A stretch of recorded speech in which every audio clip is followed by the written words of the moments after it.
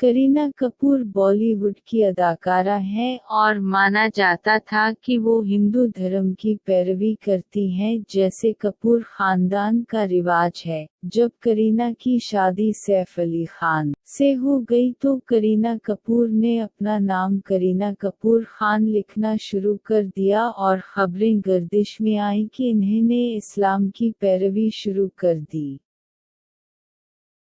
हाल ही में भारत के बड़े कारोबारी खानदान अंबानी के बेटे अनंत अंबानी की शादी में उनकी आया ललिता डी सिल्वा मशहूर हो गई। सहाफियों के साथ बातचीत के दौरान इन्होंने बताया कि अनंत इन्हें वालिदा का दर्जा देता है।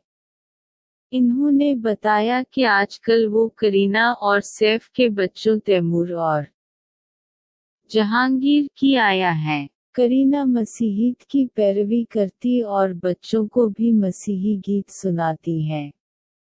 खबरों के मुताबिक करीना कपूर उनकी बहन करिश्मा कपूर और वालिदा बबीता कपूर को क्रिसमस पर माउंट मेरी चर्च बांदा में देखा है।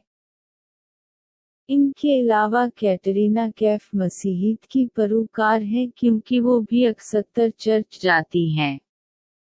जनीलिया डी सोजा भी मसीहियत की पैरोकार हैं। साबिका मिस यूनिवर्स 2000 लारा दत्ता भी मसीहियत की पैरोकार हैं।